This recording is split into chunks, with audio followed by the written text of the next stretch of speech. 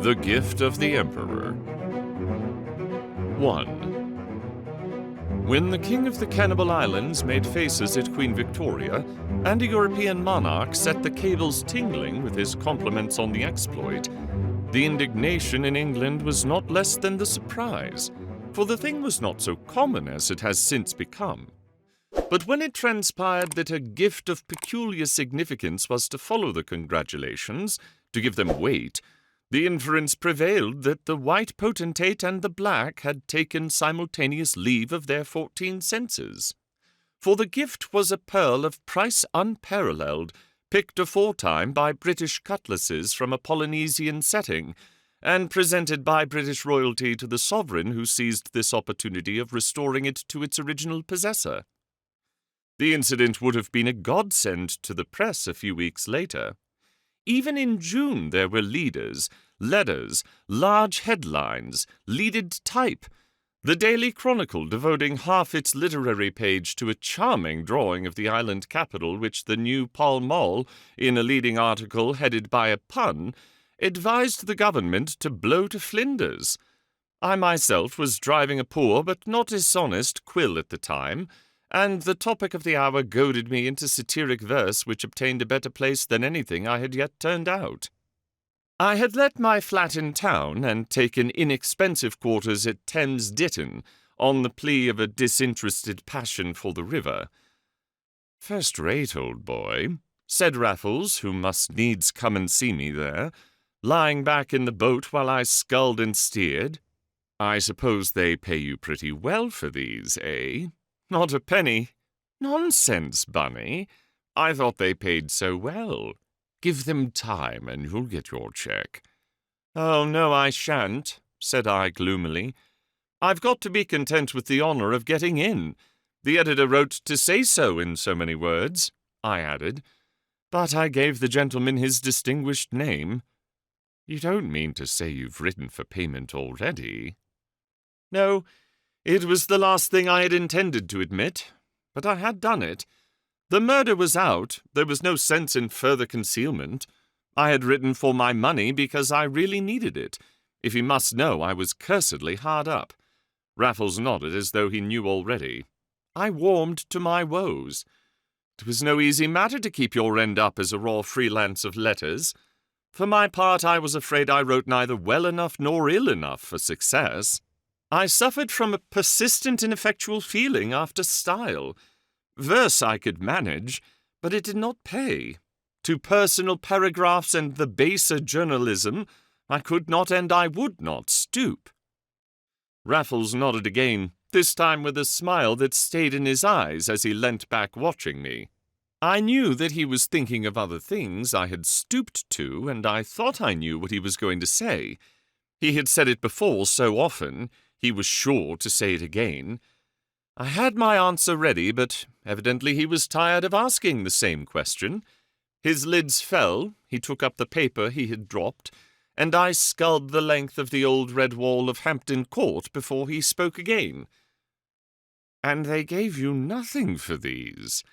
My dear Bunny, they're capital, not only qua verses, but for crystallizing your subject and putting it in a nutshell.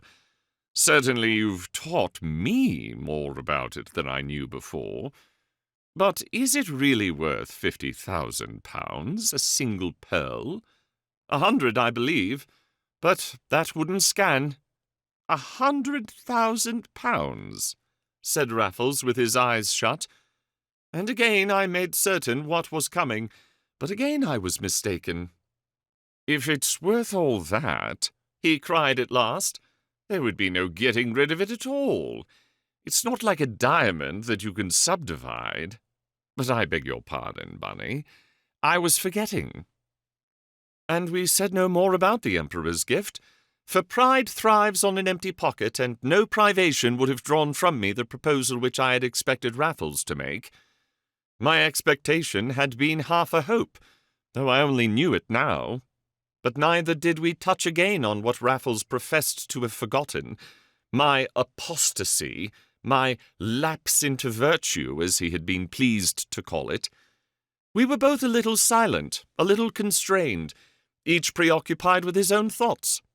It was months since we had met, and as I saw him off towards 11 o'clock that Sunday night, I fancied it was for more months that we were saying goodbye.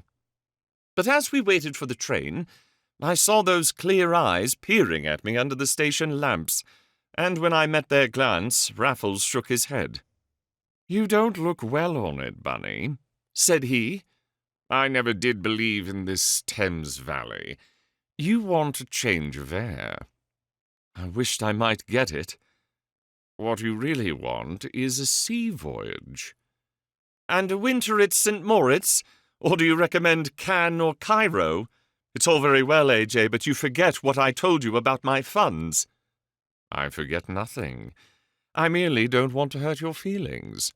But, look here, a sea voyage you shall have. I want to change myself, and you shall come with me as my guest. We'll spend July in the Mediterranean." "But you're playing cricket." "Hang the cricket."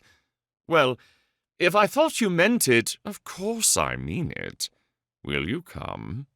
"Like a shot, if you go." And I shook his hand and waved mine in farewell, with the perfectly good-humoured conviction that I should hear no more of the matter. It was a passing thought, no more, no less. I soon wished it were more. That week found me wishing myself out of England for good and all. I was making nothing. I could but subsist on the difference between the rent I paid for my flat and the rent at which I had sublet it, furnished, for the season. And the season was near its end, and creditors awaited me in town. Was it possible to be entirely honest? I had run no bills when I had money in my pocket, and the more downright dishonesty seemed to me the less ignoble. But from Raffles, of course, I heard nothing more. A week went by, and half another week. Then late on the second Wednesday night, I found a telegram from him at my lodgings after seeking him vainly in town and dining with desperation at the solitary club to which I still belonged. "Arranged to leave Waterloo by North German Lloyd Special," he wired. 9:25 a.m. Monday next will meet you Southampton aboard Ulan with tickets, am writing. And write he did. A light-hearted letter enough, but full of serious solicitude for me and for my health and prospects. A letter almost touching in the light of our past relations, in the twilight of their complete rupture. He said that he had booked 2 berths to Naples, that we were bound for Capri, which was clearly the island of the lotus-eaters, that we would bask there together, and for a while forget. It was a charming letter. I had never seen Italy. The privilege of initiation should be his. No mistake was greater than to deem it an impossible country for the summer. The Bay of Naples was never so divine, and he wrote of fairylands forlorn, as though the poetry sprang unbidden to his pen. To come back to earth and prose, I might think it unpatriotic of him to choose a German boat, but on no other line did you receive such attention and accommodation for your money. There was a hint of better reasons. Raffles wrote, as he had telegraphed, from Bremen, and I gathered that the personal use of some little influence with the authorities there had resulted in a material reduction in our fares. Imagine my excitement and delight. I managed to pay what I owed at Thames Ditton, to squeeze a small editor for a very small cheque, and my tailors for 1 more flannel suit. I remember that I broke my last sovereign to get a box of Sullivan's cigarettes for Raffles to smoke on the voyage. But my heart was as light as my purse on the Monday morning, the fairest morning of an unfair summer, when the special whirled me through the sunshine to the sea. A tender waited us at Southampton. Raffles was not on board, nor did I really look for him till we reached the liner's side. And then I looked in vain. His face was not among the many that fringed the rail. His hand was not of the few that waved to friends. I climbed aboard in a sudden heaviness. I had no ticket, nor the money to pay for one. I did not even know the number of my room. My heart was in my mouth as I waylaid a steward and asked if a Mr. Raffles was on board. Thank heaven he was. But where? The man did not know, was plainly on some other errand, and a-hunting I must go. but there was no sign of him on the promenade deck, and none below in the saloon. The smoking room was empty, but for a little German with a red moustache twisted into his eyes, nor was Raffles in his own cabin, whither I inquired my way in desperation, but where the sight of his own name on the baggage was certainly a further reassurance. Why he himself kept in the background, however, I could not conceive, and only sinister reasons would suggest themselves in explanation. "So there you are! I've been looking for you all over the ship." Despite the graven prohibition, I had tried the bridge as a last resort, and there indeed was A.J. Raffles, seated on a skylight and leaning over one of the officers' long chairs, in which reclined a girl in a white drill coat and skirt, a slip of a girl with a pale skin, dark hair, and rather remarkable eyes. So much I noted as he rose and quickly turned. Thereupon I could think of nothing but the swift grimace which preceded a start of a well-feigned astonishment. "Why, Bunny," cried Raffles, "where have you sprung from?" I stammered something as he pinched my hand. "And are you coming in this ship? And to Naples, too? Well, upon my word. Miss Werner, may I introduce him?" And he did so without a blush, describing me as an old schoolfellow whom he had not seen for months, with wilful circumstance and gratuitous detail that filled me at once with confusion, suspicion, and revolt. I felt myself blushing for us both, and I did not care. My address utterly deserted me, and I made no effort to recover it, to carry the thing off. All I would do was to mumble such words as Raffles actually put into my mouth, and that I doubt not with a thoroughly evil grace. "So, you saw my name in the list of passengers and came in search of me? Good old Bunny. I say, though, I wish you'd share my cabin. I've got a beauty on the promenade deck, but they wouldn't promise to keep me by myself. We ought to see about it before they shove in some alien. In any case, we shall have to get out of this." For a quartermaster had entered the wheelhouse, and even while we had been speaking, the pilot had taken possession of the bridge. As we descended, the tender left us with flying handkerchiefs and shrill goodbyes, and as we bowed to Miss Werner on the promenade deck, there came a deep, slow throbbing underfoot, and our voyage had begun. It did not begin pleasantly between Raffles and me. On deck he had overborne my stubborn perplexity by dint of a forced though forceful joviality. In his cabin the gloves were off. "You idiot," he snarled. "You've given me away again." "How have I given you away?" I ignored the separate insult in his last word. "How? I should have thought any clod could see that I meant us to meet by chance." "After taking both tickets yourself?" "They knew nothing about that on board. Besides, I hadn't decided when I took the tickets." "Then you should have let me know when you did decide. You lay your plans and never say a word and expect me to tumble to them by light of nature. How was I to know you had anything on?" I had turned the tables with some effect. Raffles almost hung his head. "The fact is, Bunny, I didn't mean you to know. You've grown such a pious rabbit in your old age." My nickname and his tone went far to mollify me. Other things went farther, but I had much to forgive him still. "If you were afraid of writing," I pursued, "it was your business to give me the tip the moment I set foot on board. I would have taken it all right. I am not so virtuous as all that." Was it my imagination, or did Raffles look slightly ashamed?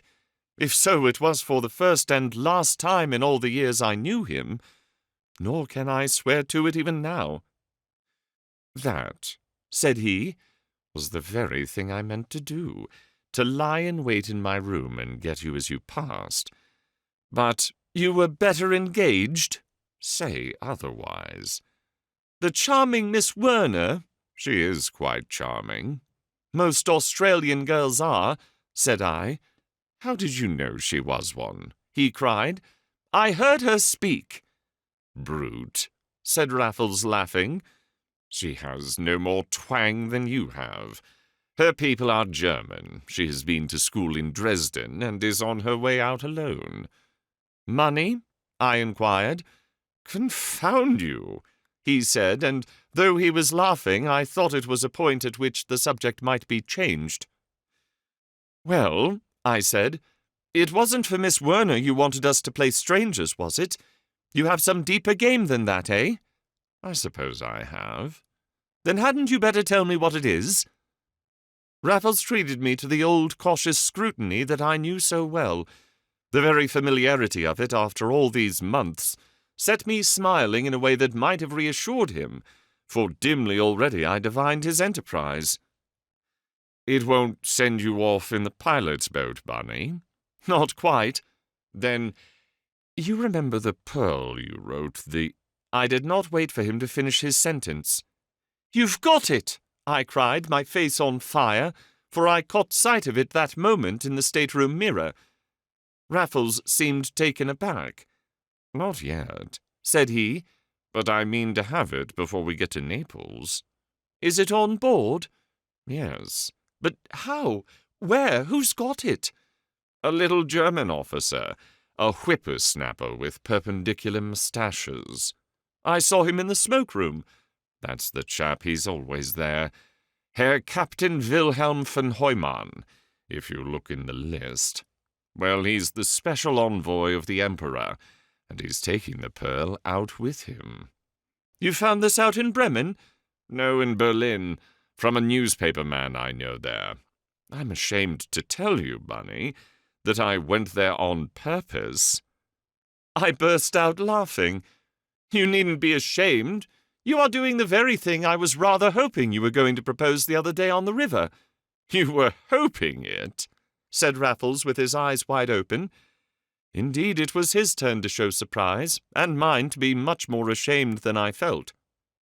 Yes, I answered. I was quite keen on the idea, but I wasn't going to propose it. Yet you would have listened to me the other day. Certainly I would, and I told him so without reserve. Not brazenly, you understand.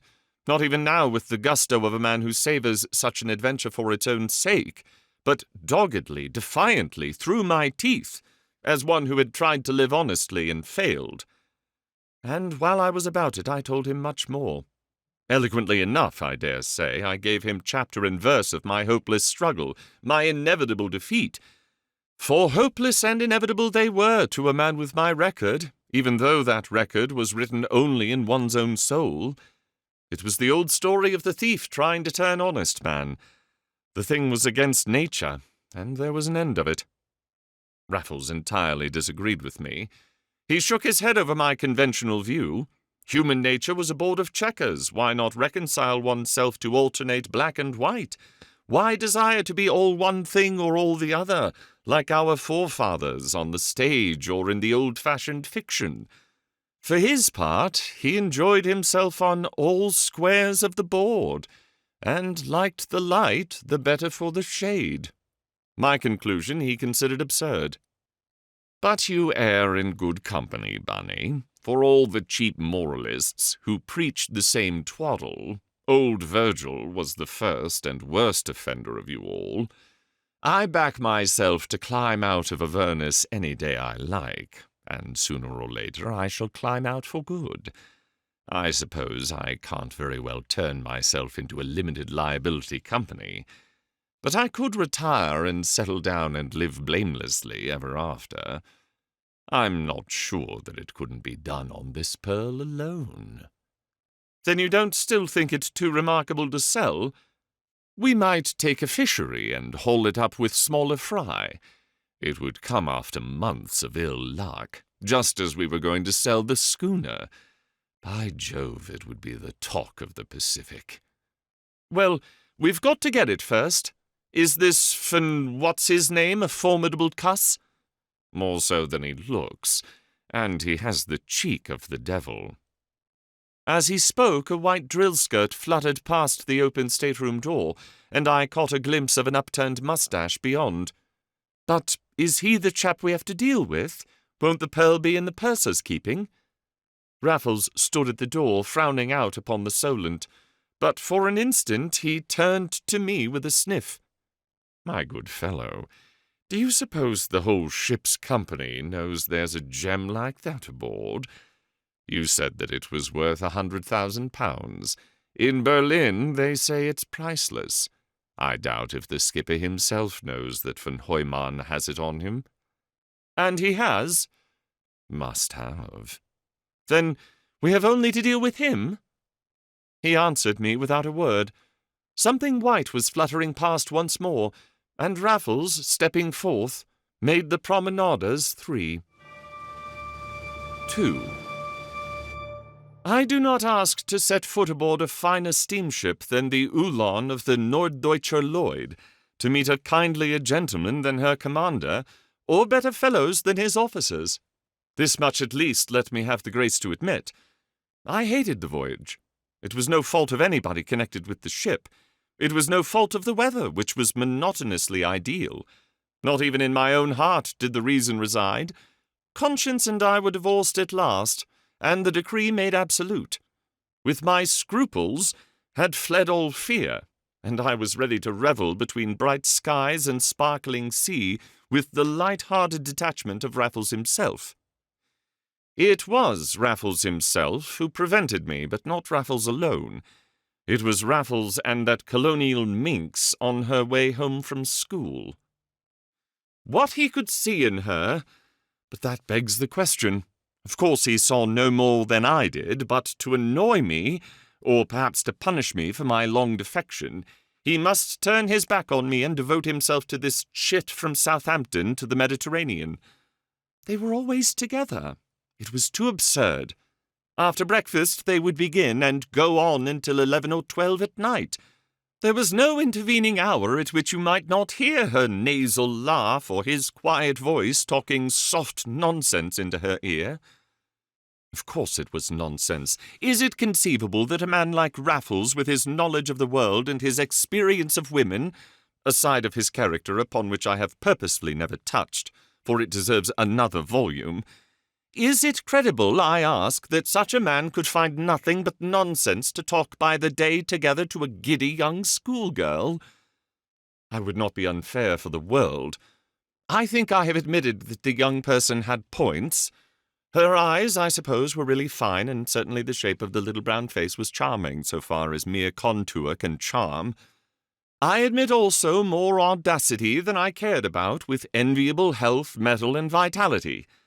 I may not have occasion to report any of this young lady's speeches, they would scarcely bear it, and am therefore the more anxious to describe her without injustice. I confess to some little prejudice against her. I resented her success with Raffles, of whom, in consequence, I saw less and less each day. It is a mean thing to have to confess, but there must have been something not unlike jealousy rankling within me. Jealousy there was in another quarter, crude, rampant, undignified jealousy. Captain von Heumann would twirl his moustaches into twin spires, shoot his white cuffs over his rings, and stare at me insolently through his rimless eyeglasses. We ought to have consoled each other, but we never exchanged a syllable. The captain had a murderous scar across one of his cheeks, a present from Heidelberg, and I used to think how he must long to have Raffles there to serve the same. It was not as though von Heumann never had his innings. Raffles let him go in several times a day, for the malicious pleasure of bowling him out as he was getting set. Those were his words when I taxed him disingenuously with obnoxious conduct towards a German on a German boat. "You'll make yourself disliked on board." By von Heumann merely. But is that wise when he's the man we've got to diddle? The wisest thing I ever did. To have chummed up with him would have been fatal. The common dodge. I was consoled, encouraged, almost content. I had feared Raffles was neglecting things, and I told him so in a burst. Here we were, near Gibraltar, and not a word since the Solent. He shook his head with a smile. "Plenty of time, Bunny, plenty of time. We can do nothing before we get to Genoa, and that won't be till Sunday night. The voyage is still young, and so are we. Let's make the most of things while we can." It was after dinner on the promenade deck, and as Raffles spoke he glanced sharply fore and aft, leaving me next moment with a step full of purpose. I retired to the smoking room to smoke and read in a corner, and to watch Van Hoyman, who very soon came to drink beer and to sulk in another. Few travellers tempt the Red Sea at midsummer. The Oolong was very empty indeed. She had, however, but a limited supply of cabins on the promenade deck, and there was just that excuse for my sharing Raffles's room. I could have had one to myself downstairs, but I must be up above. Raffles had insisted that I should insist on the point. So we were together, I think, without suspicion, though also without any object that I could see. On the Sunday afternoon I was asleep in my berth, the lower one, when the curtains were shaken by Raffles, who was in his shirt-sleeves on the settee. Achilles sulking in his bunk. "What else is there to do?" I asked him as I stretched and yawned. I noted, however, the good humour of his tone, and did my best to catch it. "I have found something else, Bunny." "I dare say." "You misunderstand me. The whippersnapper's making his century this afternoon. I've had other fish to fry." I swung my legs over the side of my berth and sat forward, as he was sitting, all attention. The inner door, a grating, was shut and bolted and curtained like the open porthole. "We shall be at Genoa before sunset," continued Raffles. "It's the place where the deed's got to be done." "So you still mean to do it?" "Did I ever say I didn't?" "You have said so little either way." "Advisedly so, my dear Bunny.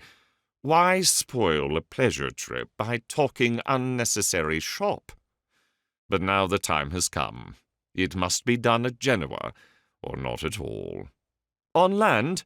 "No, on board, tomorrow night. Tonight would do, but tomorrow is better, in case of mishap. If we were forced to use violence, we could get away by the earliest train, and nothing be known till the ship was sailing and Van Hoyman found dead or drugged." "Not dead!" I exclaimed. "Of course not," assented Raffles, "or there would be no need for us to bolt. But if we should have to bolt, Tuesday morning is our time, when this ship has got to sail whatever happens. But I don't anticipate any violence. Violence is a confession of terrible incompetence. In all these years, how many blows have you known me to strike? Not one, I believe. But I have been quite ready to kill my man every time, if the worst came to the worst." I asked him how he proposed to enter Van Hoyman's stateroom unobserved, and even through the curtained gloom of ours his face lighted up. "Climb into my bunk, Bunny, and you shall see." I did so, but could see nothing. Raffles reached across me and tapped the ventilator, a sort of trap-door in the wall above his bed, some 18 inches long and half that height. It opened outwards into the ventilating shaft. "That," said he, "is our door to fortune. Open it if you like. You won't see much, because it doesn't open far, but loosening a couple of screws will set that all right. The shaft, as you may see, is more or less bottomless. You pass under it whenever you go to your bath, and the top is a skylight on the bridge. That's why this thing has to be done while we're at Genoa, because they keep no watch on the bridge in port. The ventilator opposite ours is Van Hoyman's. It again will only mean a couple of screws, and there's a beam to stand on while you work." "But if anybody should look up from below?" "It's extremely unlikely that anybody will be astir below, so unlikely that we can afford to chance it. No, I can't have you there to make sure. The great point is that neither of us should be seen from the time we turn in. A couple of ship's boys do sentry go on these decks, and they shall be our witnesses. By Jove, it'll be the biggest mystery that ever was made." "If Van Hoyman doesn't resist?" "Resist? He won't get the chance. He drinks too much beer to sleep light, and nothing is so easy as to chloroform a heavy sleeper. You've even done it yourself on an occasion of which it's perhaps unfair to remind you.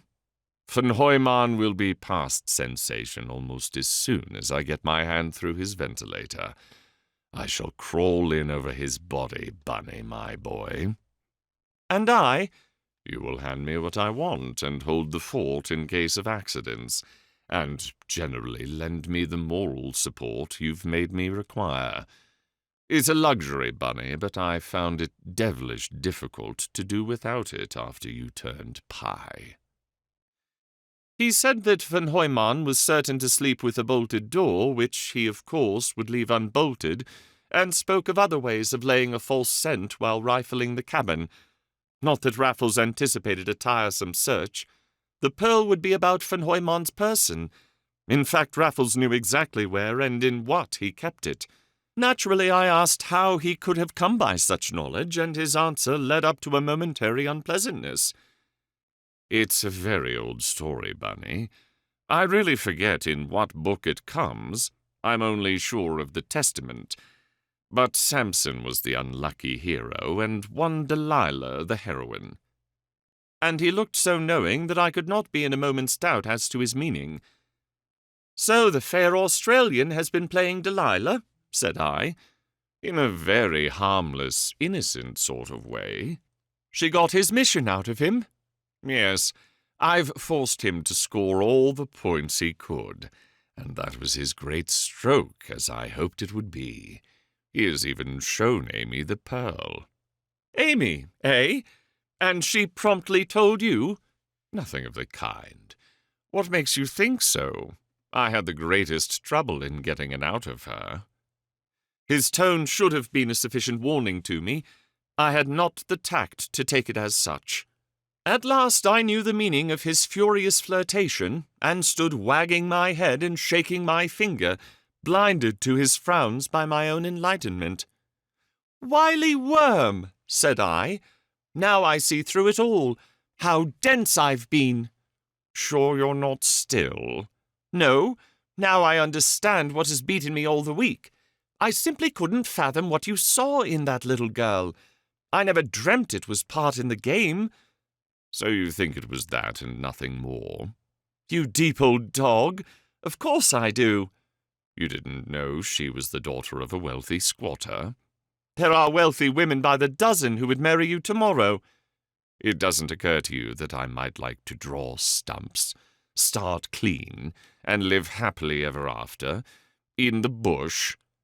"With that voice? It certainly does not." "Bunny!" he cried, so fiercely that I braced myself for a blow. But no more followed. "Do you think you would live happily?" I made bold to ask him.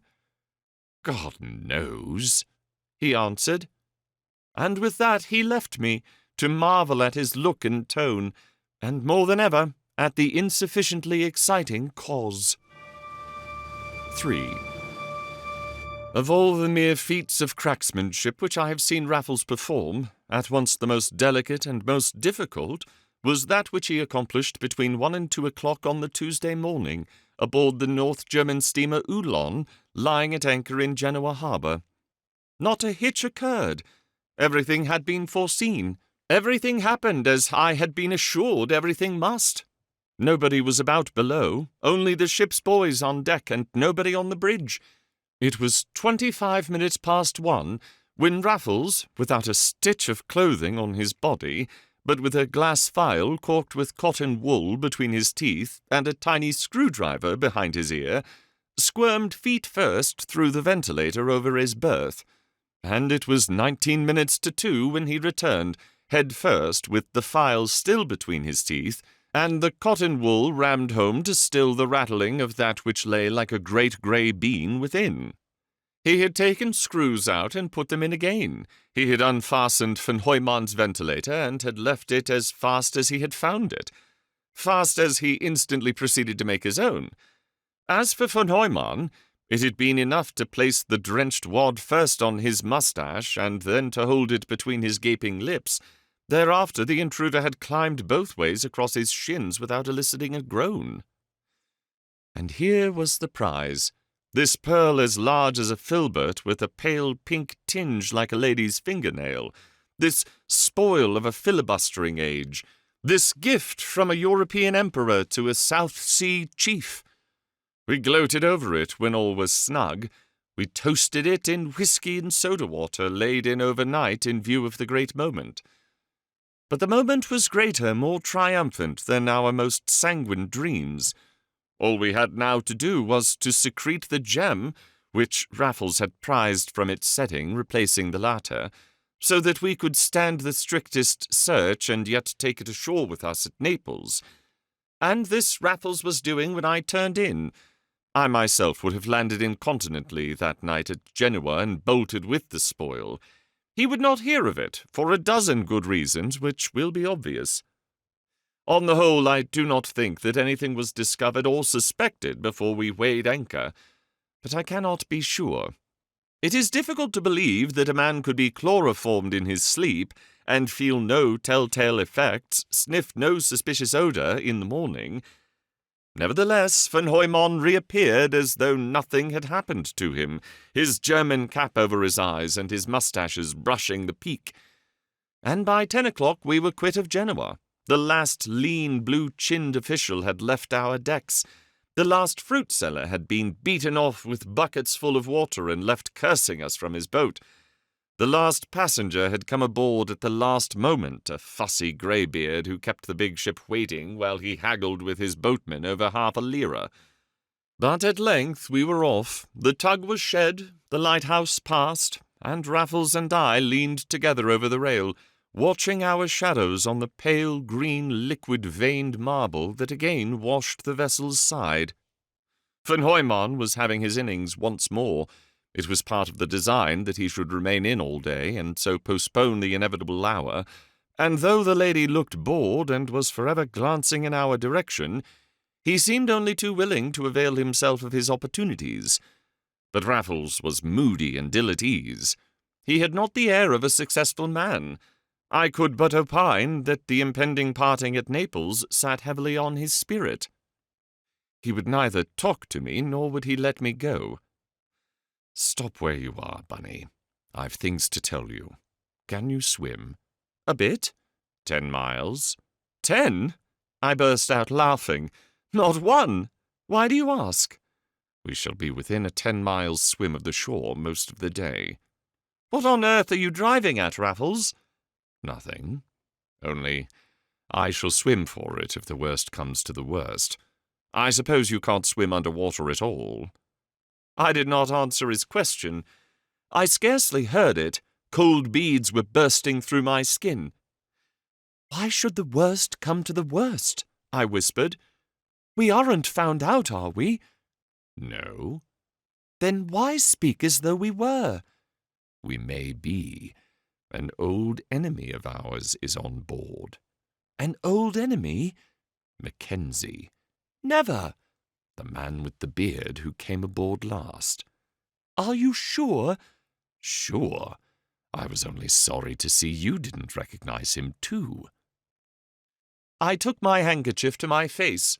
Now that I thought of it, there had been something familiar in the old man's gait, as well as something rather youthful for his apparent years.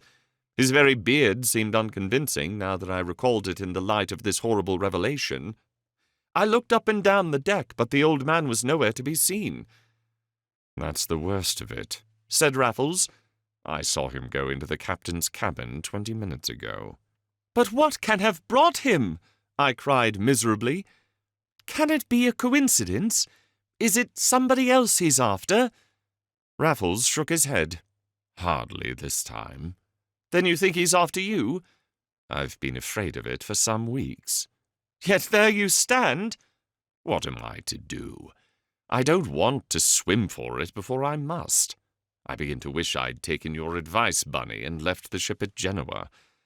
But I've not the smallest doubt that Mac was watching both ship and station till the last moment. That's why he ran it so fine." He took a cigarette and handed me the case, but I shook my head impatiently.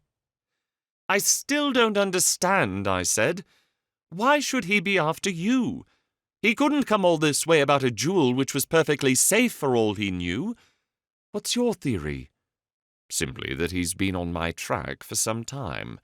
Probably ever since our friend Crawshay slipped clean through his fingers last November. There have been other indications. I am really not unprepared for this. But it can only be pure suspicion. I'll defy him to bring anything home, and I'll defy him to find the pearl. Theory, my dear Bunny. I know how he's got here as well as though I'd been inside that Scotchman's skin, and I know what he'll do next.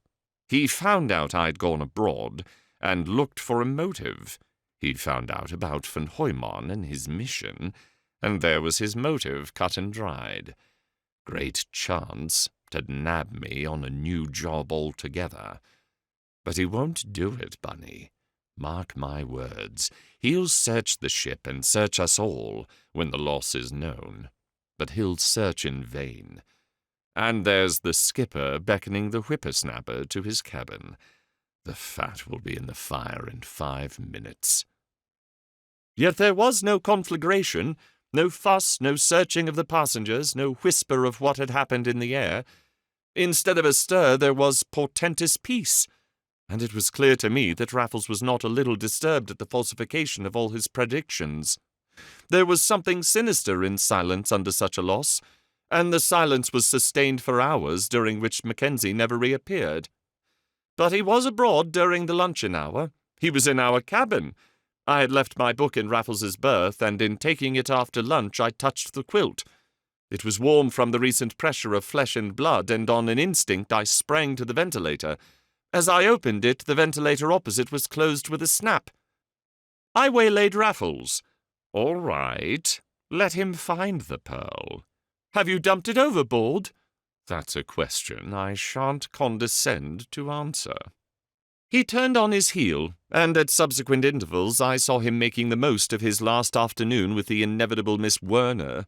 I remember that she looked both cool and smart in quite a simple affair of brown holland, which toned well with her complexion, and was cleverly relieved with touches of scarlet.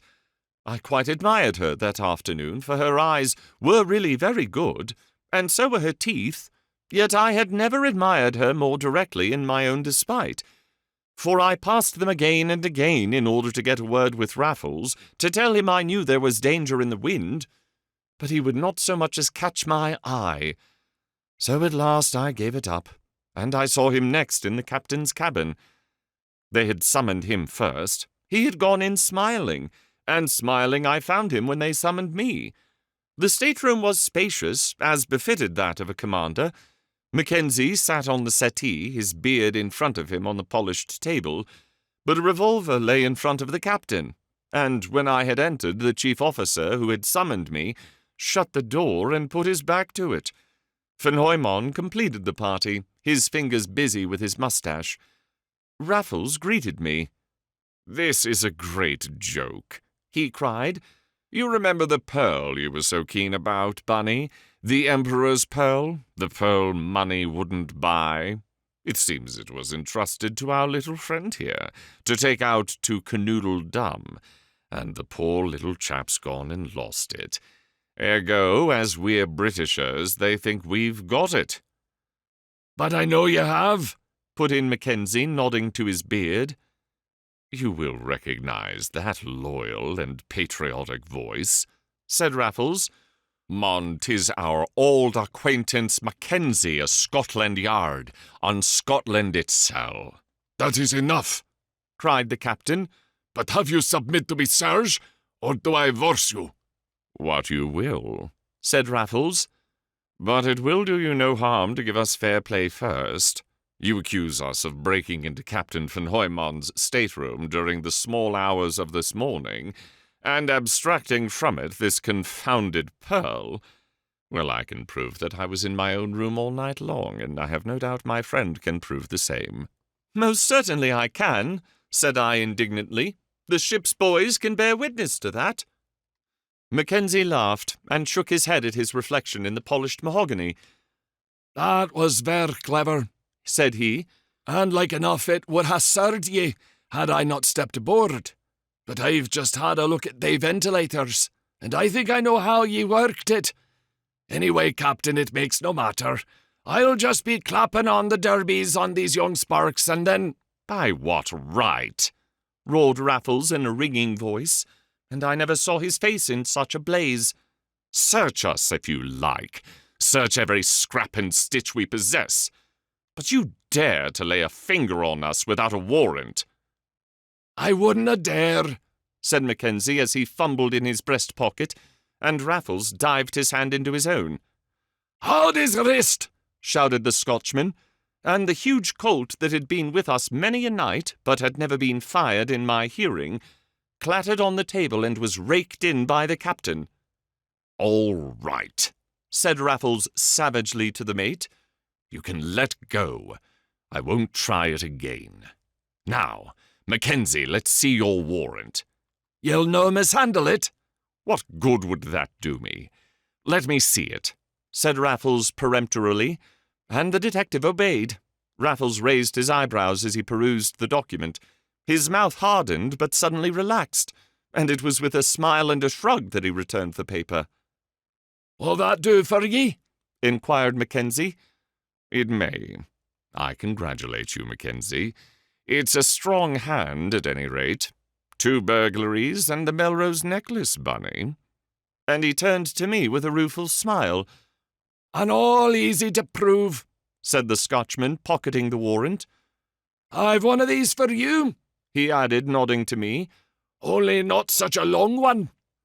"To think," said the captain reproachfully, "that my ship should be made a den of thieves. It shall be a very disagreeable matter. I have been obliged to put you both in irons until we get to Naples." "Surely not," exclaimed Raffles.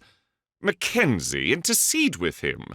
Don't give your countrymen away before all hands. Captain, we can't escape. Surely you could hush it up for the night. Look here, here's everything I have in my pockets. You empty yours too, Bunny, and they shall strip us stark if they suspect we've weapons up our sleeves. All I ask is that we are allowed to get out of this without gyves upon our wrists." "Weapons you may not have," said the captain, "but what about their pearl that you were stealing?" "You shall have it," cried Raffles. "You shall have it this minute if you guarantee no public indignity on board." "That I'll see to," said Mackenzie, "as long as ye behave yourselves. There now, where is't?" "On the table under your nose." My eyes fell with the rest, but no pearl was there. Only the contents of our pockets, our watches, pocket-books, pencils, penknives, cigarette cases, lay on the shiny table along with the revolvers already mentioned. "You're humbugging us," said Mackenzie. "What's the use?" "I'm doing nothing of the sort," laughed Raffles. "I'm testing you. Where's the harm?" "It's here, joke apart." "On that table, by all my gods." Mackenzie opened the cigarette cases and shook each particular cigarette. Thereupon Raffles prayed to be allowed to smoke one, and, when his prayer was heard, observed that the pearl had been on the table much longer than the cigarettes. Mackenzie promptly caught up the Colt and opened the chamber in the butt. "Not there, not there," said Raffles. "But you're getting hot. Try the cartridges." Mackenzie emptied them into his palm and shook each one at his ear without result. "Oh, give them to me." And in an instant Raffles had found the right one, had bitten out the bullet, and placed the Emperor's pearl with a flourish in the centre of the table. "After that, you will perhaps show me such little consideration as in your power. Captain, I have been a bit of a villain, as you see, and as such I am ready and willing to lie in irons all night if you deem it requisite for the safety of the ship. All I ask is that you do me one favour first." "That shall depend on what their favour has been."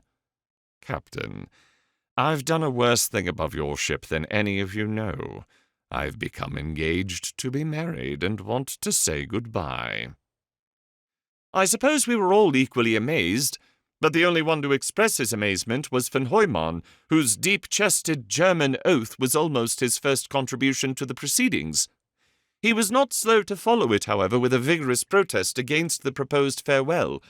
But he was overruled, and the masterful prisoner had his way. He was to have 5 minutes with the girl, while the captain and Mackenzie stood within range, but not earshot, with their revolvers behind their backs.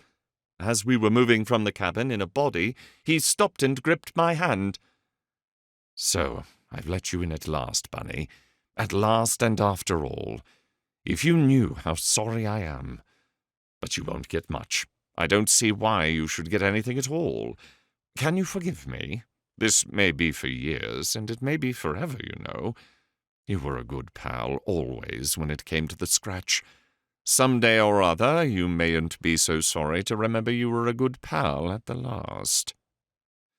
There was a meaning in his eye that I understood, and my teeth were set and my nerves strung ready as I wrung that strong and cunning hand for the last time in my life. How that last scene stays with me, and will stay to my death. How I see every detail, every shadow on the sunlit deck. We were among the islands that dot the course from Genoa to Naples. That was Elba falling back on our starboard quarter, that purple patch with the hot sun setting over it. The captain's cabin opened to starboard, and the starboard promenade deck, sheeted with sunshine and scored with shadow, was deserted but for the group of which I was one, and for the pale, slim, brown figure further aft with Raffles. Engaged? I could not believe it. Cannot, to this day. Yet there they stood together, and we did not hear a word. There they stood out against the sunset, and the long dazzling highway of sunlit sea that sparkled from Elba to the Uhlans plates, and their shadows reached almost to our feet. Suddenly, an instant, and the thing was done, a thing I have never known whether to admire or to detest. He caught her, he kissed her before us all, then flung her from him so that she almost fell. It was an action which foretold the next. The mate sprang after him, and I sprang after the mate. Raffles was on the rail, but only just. "Hold him, Bunny!" he cried. "Hold him tight!" And as I obeyed that last behest with all my might, without a thought of what I was doing, save that he bade me to do it, I saw his hands shoot up and his head bob down, and his lithe, spare body cut the sunset as cleanly and precisely as though he had plunged at his leisure from a diver's board. Of what followed on deck I can tell you nothing, for I was not there, nor can my final punishment, my long imprisonment, my everlasting disgrace, concern or profit you, beyond the interest and advantage to be gleaned from the knowledge that I, at least, had my deserts. But one thing I must set down, believe it who will, one more thing only, and I am done. It was into a second-class cabin, on the starboard side, that I was promptly thrust in irons, and the door locked upon me as though I were another Raffles. Meanwhile a boat was lowered, and the sea scoured to no purpose, as is doubtless on record elsewhere. But either the setting sun, flashing over the waves, must have blinded all eyes, or else mine were victims of a strange illusion. For the boat was back, the screw throbbing, and the prisoner peering through his porthole across the sunlit waters that he believed had closed forever over his comrade's head. Suddenly the sun sank behind the island of Elba. The lane of dancing sunlight was instantaneously quenched and swallowed in the trackless waste, and in the middle distance, already miles astern, either my sight deceived me or a black speck bobbed amid the grey. The bugle had blown for dinner. It may well be that all save myself had ceased to strain an eye. And now I lost what I had found. Now it rose. Now it sank. And now I gave it up utterly. Yet anon it would rise again, a mere mote dancing in the dim grey distance, drifting towards a purple island beneath a fading western sky, streaked with dead gold and cerise, and night fell before I knew whether it was a human head or not.